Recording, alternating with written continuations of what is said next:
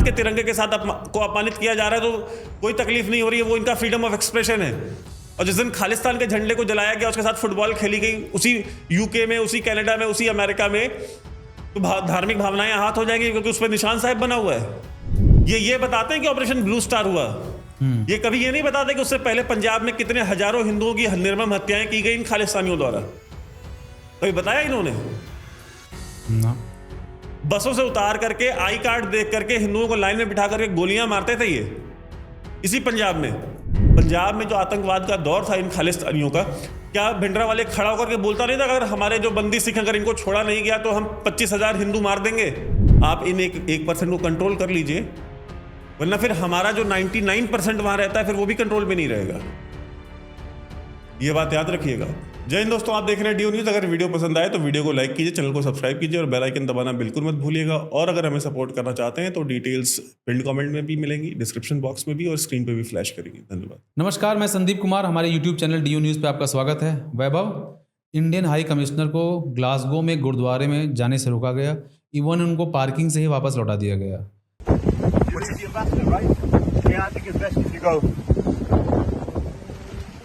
Indian High Commissioner came, but they're turning around.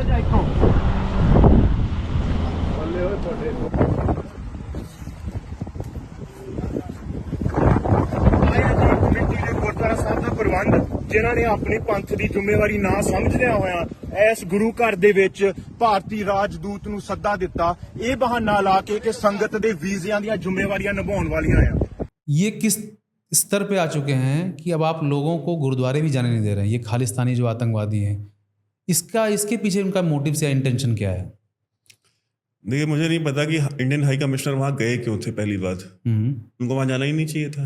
जाना नहीं चाहिए, बिल्कुल नहीं जाना चाहिए था। जब आपको पता है कि यूके में, US में, कनाडा में ये सारे गुरुद्वारे ये खालिस्तानी कंट्रोल करते हैं, तो आप क्यों गए थे भाई वहां पे? आपको दिखते नहीं कि इन गुरुद्वारों के बाहर जो भिंडरावाले के इतनी बड़े बड़े पोस्टर्स टांगे होते हैं, बैनर्स लगे होते हैं इन गुरुद्वारों के बाहर? तो आप क्यों गए थे अंदर? आप क्या उम्मीद लेकर के गए थे? क्या सोचे गए थे कि वहां पर आपको वेलकम किया जाएगा?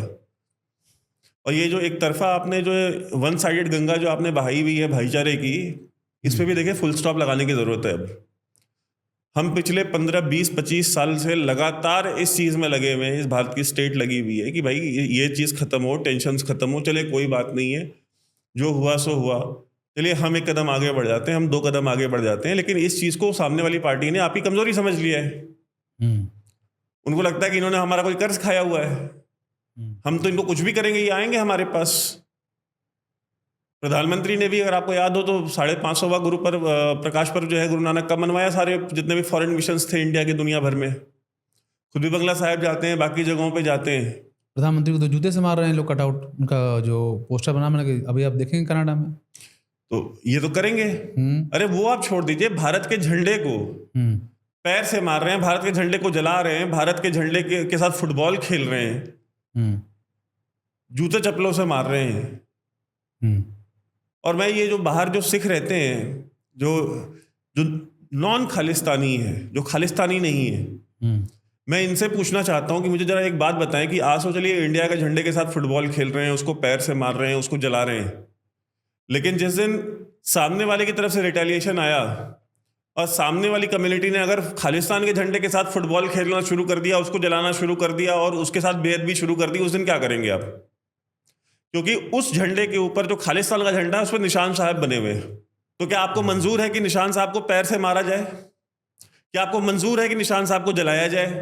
क्या आपको मंजूर है कि निशान साहब के साथ फुटबॉल खेली जाए? तो ये जो सर्कस ये खालिस्तानियों ने लगाया हुआ है, इसको बंद कराना आपकी जिम्मेदारी है, वरना फिर बाद में आप विक्टिम बन के आ जाएंगे कि देखे जी हमारे भावनाओं के साथ खिलवाड़ किया जा रहा है, देखे जी ये सिख फेथ के साथ जो खिलवाड़ किया जा रहा है। भारत का झंडा भारत के 140 करोड़ की जनता की अस्मिता, सम्मान और उनके आत्मसम्मान का द्योतक है। आप उसके साथ फुटबॉल खेलेंगे, आप उसको जलाएंगे? आपने इस देश में कभी देखा है चाइना के साथ हमारा इतना झगड़ा हुआ है, हमारे लोग मरे हैं जी? क्या भारत में लोगों ने चाइना का झंडा जलाया है? नहीं। क्या चाइना के झंडे के साथ फुटबॉल खेल रहा है कोई इंडिया में? तो ये तमाशा बंद कराना जो विदेशों में जो सिख रह रहे हैं उनकी जिम्मेदारी है।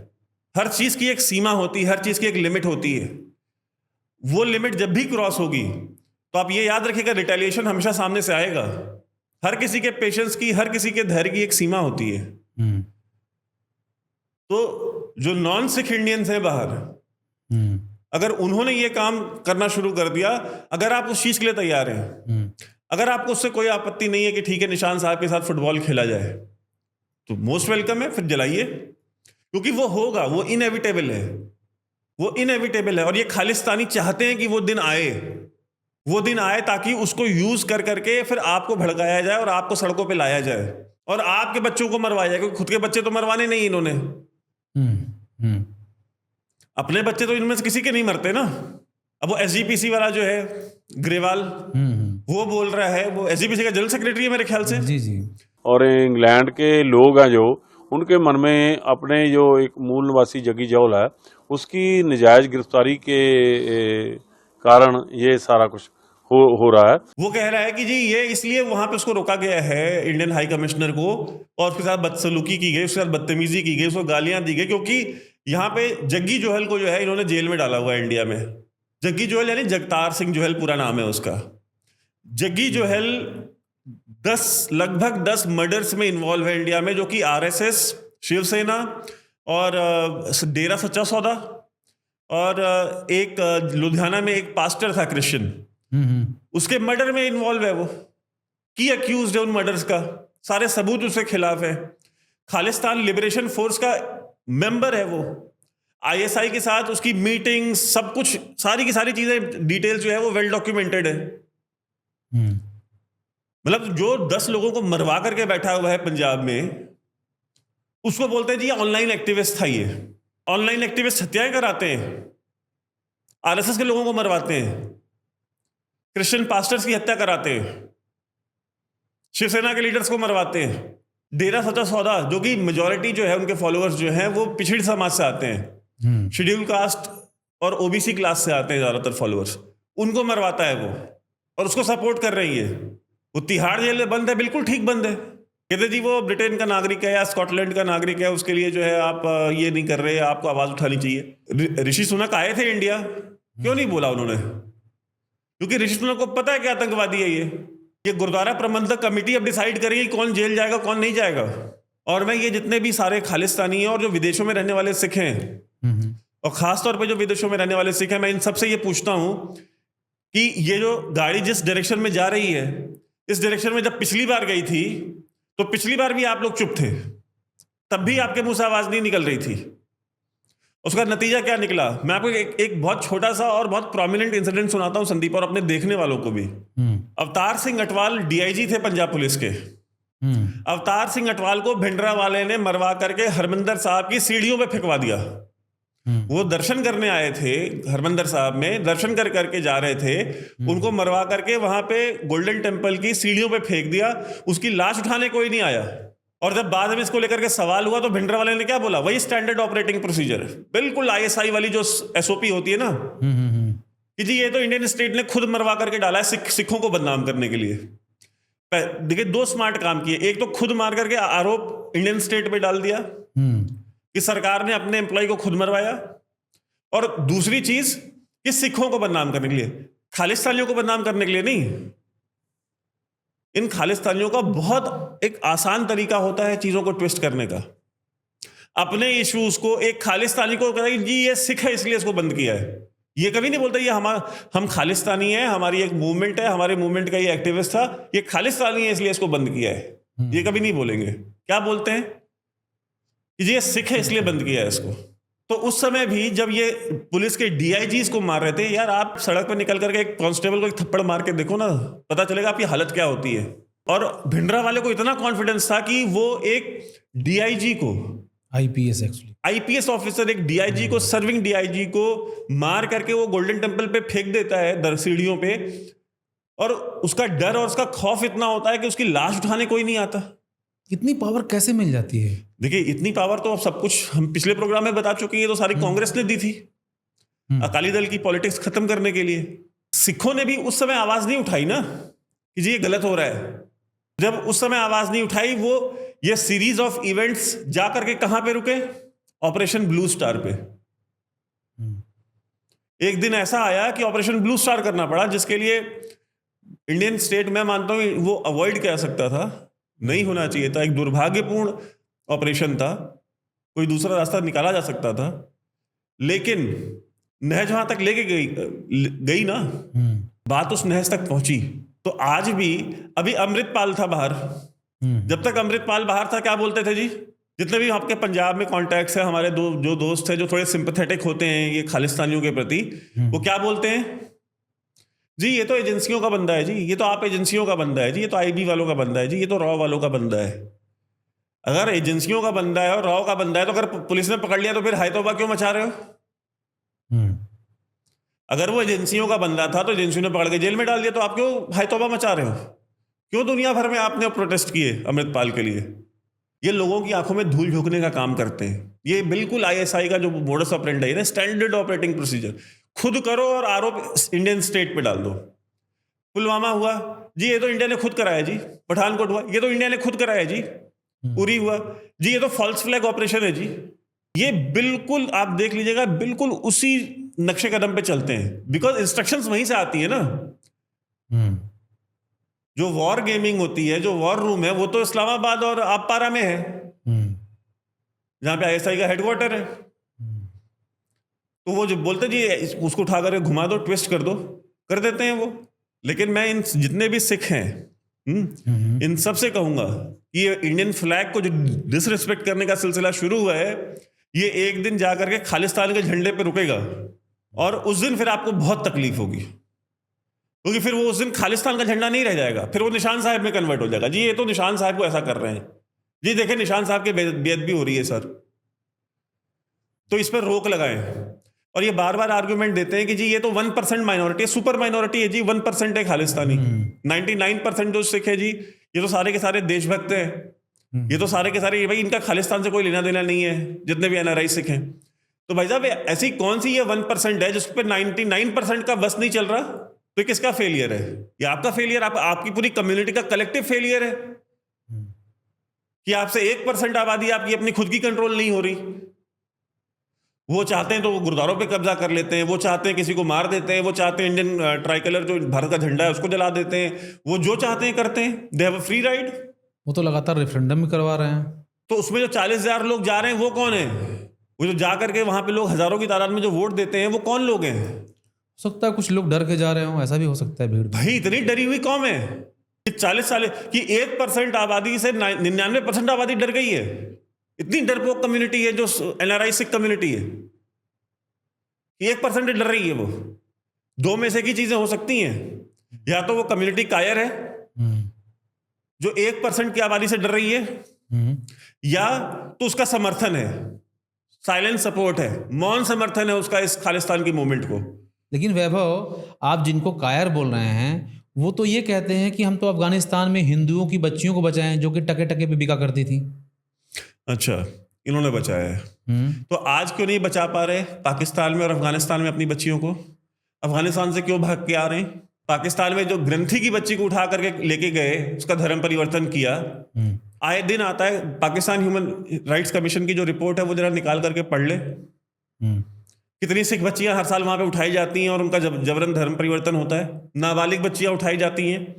कितने खालिस्तानी गए वहां पे उनको बचाने के लिए? ये खालिस्तानी पहले अपनी बच्चियां तो बचा लें, दूसरों की बच्चियों की चिंता छोड़ दें। ये एक फ्रॉड, एक झूठ चल रहा है जिसको एक जो बृहद हिंदू समाज है, ऑनलाइन हिंदू, जो पॉपकॉर्न हिंदू जो है, वो खरीद लेते हैं, बाई कर लेते हैं कि हाँ जी सही कह रहे हैं जी, ऐसा ही हुआ होगा। महाराजा रंजीत सिंह ने काबुल पे कब्जा किया, वहां जंग लड़ी और काबुल पे जीत हासिल की। ये तो सबको बताया जाता है, ये सबको गला फाड़ फाड़ के चिल्लाते हैं और बताते हैं। महाराजा रंजीत सिंह की सेना में कितने हिंदू थे उसकी चिंता, वो गिनती कभी नहीं बताते ही है। उनके कितने जनरल्स थे जो हिंदू थे वो नहीं बताते कभी। तीसरी बात, महाराजा रंजीत सिंह ने जब सोना चढ़ाया काशी विश्वनाथ टेम्पल पे, तो क्यों चढ़ाया ये कभी नहीं बताते। महाराजा रंजीत सिंह जब काबुल पे जब उन्होंने विजय हासिल की, तो काबुल पे विजय हासिल करने के बाद जो सरेंडर ट्रीटी साइन हुई वहां के राजा के साथ, बादशाह के साथ, उसमें जो पहली कंडीशन लिखी गई वो ये थी कि सोमनाथ का दरवाजा वापस करो। अच्छा, तो वहां के बादशाह को मालूम नहीं था कि यार ये तो 400 500 700 साल पहले की बात है। उसने पता लगवाया तो वो काबुल की एक मस्जिद में वो दरवाजा लगा हुआ था, वो दरवाजा निकलवा के लेके आया वो, और वो दरवाजा दिया। क्योंकि उस समय सोमनाथ मंदिर नहीं था, तो उन्होंने वो दरवाजा हरमंदिर साहब में लगाया, जो आज गोल्डन टेम्पल में लगा हुआ है। आज भी गोल्डन टेम्पल में जो दरवाजा लगा हुआ है वो दरवाजा सोमनाथ मंदिर का है। ये हमें नहीं पता था, हमको लगता है व्यूवर्स को भी नहीं पता होगा ये बात। तो हमको पढ़ाते हैं जिनका खुद इतिहास से कोई लेना देना नहीं, संस्कृति से कोई लेना देना नहीं, जिनको कुछ नहीं पता, वो बताते हैं कि हमने किन की बच्चियों को बचाया है, किन की बच्चियों को नहीं बचाया है। और महाराजा रंजीत सिंह से भी 700 साल पहले बप्पा रावल ने जाकर के काबुल पे विजय हासिल की थी। बप्पा रावल कोई खालिस्तानी नहीं थे, एक राजपूत सम्राट थे भारत के। उन्होंने काबुल में विजय हासिल की, ना कि सिर्फ वहां के बादशाह को हराया, उसकी बेटी से शादी की, अपने भतीजे को वहां पे बिठाया शासक के रूप में, और खुद वापस आए। और हर 100 किलोमीटर की दूरी पे उन्होंने एक मिलिट्री चेक पोस्ट बनवाई, जिसकी वजह से बप्पा रावल के जाने के बाद भी 300-400 साल तक कोई भी मुगल या अरब या तुर्क भारत के ऊपर विजय हासिल नहीं कर पाया। ये चीज़ लिटरली मुझे नहीं मालूम, मुझे तो नहीं पता, व्यूवर्स को भी नहीं पता होगा जो आप बता रहे हैं ये बात। तो बात वही है कि ये जो खालिस्तानी है ये ज़्यादा ज्ञानी ना बने।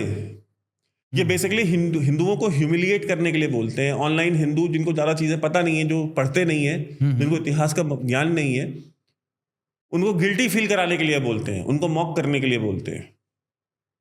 अगर इतने बहादुर हैं तो आज क्यों नहीं जाते? जाओ ना पाकिस्तान, फटती है पाकिस्तान जाने में नहीं, क्योंकि पैसे तो वहां से मिल रहे हैं। अगर पैसे दे रहे हैं तो फिर इन खालिस्तानियों को कोई दिक्कत नहीं है। सिखों की बच्चियां पाकिस्तान में उठें, उनका रेप हो, उनके साथ जबरन शादी हो, उनका धर्म परिवर्तन हो, इन खालिस्तानियों को कोई दिक्कत नहीं है। जाएं अफगानिस्तान लड़े तालिबान के खिलाफ, पैसे और हथियार इंडिया दे देगा, जाओ लड़के दिखाओ मुझे। वहां लड़ने नहीं जाएंगे ये, वहां से चले आएंगे, वहां से भाग जाएंगे। हमें इन चीज़ों को ना बताएं कि हमने किन की बच्चियों को क्या बताया है। मैं इस विषय पे ज़्यादा नहीं बोलना चाहता, क्योंकि फिर लोगों की भावनाएं आहत होती हैं, धार्मिक भावनाएं भी आहत होती हैं, सांस्कृतिक भावनाएं भी आहत होती हैं। और लेकिन ये जिस डगर पे ये खालिस्तानी चल रहे हैं और जिस तरह से ये मनमानी कर रहे हैं, एक ना एक दिन आप देखिएगा ये एक ऐसा क्लैश होगा विदेशों की धरती पे, जिसको दोनों साइड रिग्रेट करेंगी। दोनों साइड को रिग्रेट होगा कि ऐसा नहीं होना चाहिए था। और इसको रोका सिर्फ एक तरीके से जा सकता है कि आप अपने तरफ से रेड लाइंस क्रॉस करना बंद कर दीजिए। आप अपनी तरफ से जो भारत के झंडे को अपमानित करना बंद कर दीजिए। आप हिंदुओं के ऊपर हमले बंद कर दीजिए। आप हिंदुओं को धमकी देना बंद कर दीजिए। क्योंकि अगर ये चीज शुरू हुई तो ये एक ऐसा साइकिल शुरू होगा जो ना फिर आपके कंट्रोल में होगा ना दूसरी साइड के कंट्रोल में होगा, और खामियाजा दोनों भुगतेंगे। ये गलतफहमी निकाल दीजिए कि फिर आपकी मनमानी चलेगी। आपकी मनमानी यहां भी नहीं चलेगी, आपकी मनमानी वहां भी नहीं चलेगी। आपको एक लेवरेज दिया जा रहा है, आपको छूट दी जा रही है कि चलो जाने दो यार, जाने दो, कोई बात नहीं, हो गया, गलती हो गई, छोड़ दो, माफ कर दो। यार आप तो सर पे ही चढ़ते जा रहे हो। इंडियन स्टेट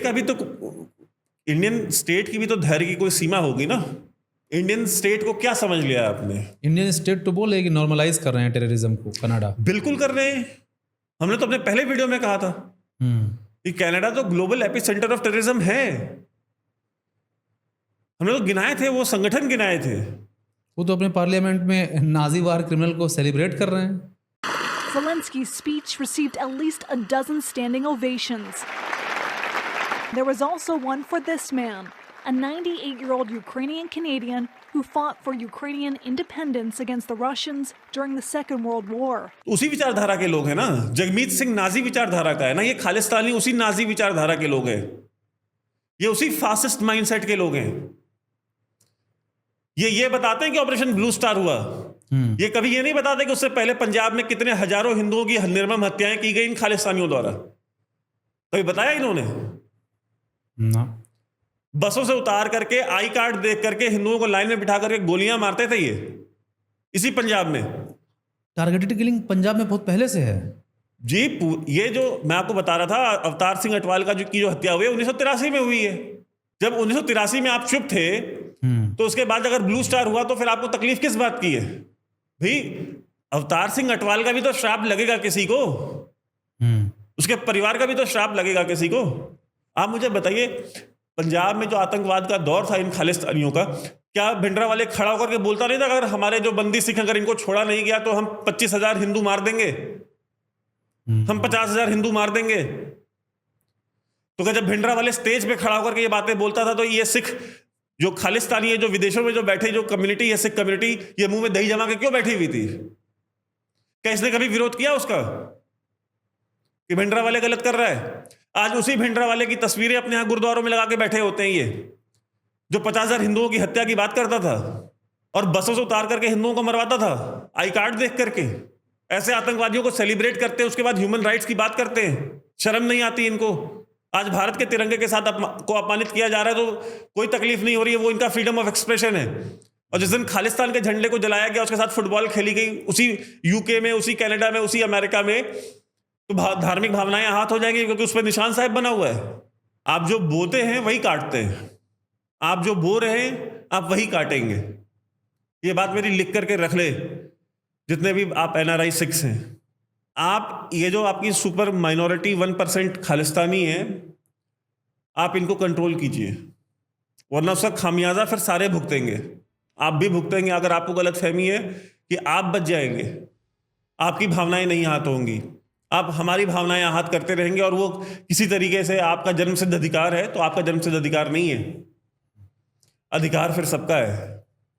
अगर आपके पास हमारी भावनाएं आहत करने का अधिकार है तो हमारे पास आपकी भावनाएं आहत करने का अधिकार है। अगर आप हमारे झंडे को लात से मार सकते हैं तो हम फिर खालिस्तान के झंडे को भी लात से मार सकते हैं। अगर आप हमारा झंडा जला सकते हैं तो फिर हम भी खालिस्तान का झंडा जला सकते हैं। फिर आपको कंप्लेन नहीं करनी चाहिए। आप इन 1% को कंट्रोल कर लीजिए, वरना फिर हमारा जो 99% वहां रहता है फिर वो भी कंट्रोल में नहीं रहेगा। ये बात याद रखिएगा। जय हिंद।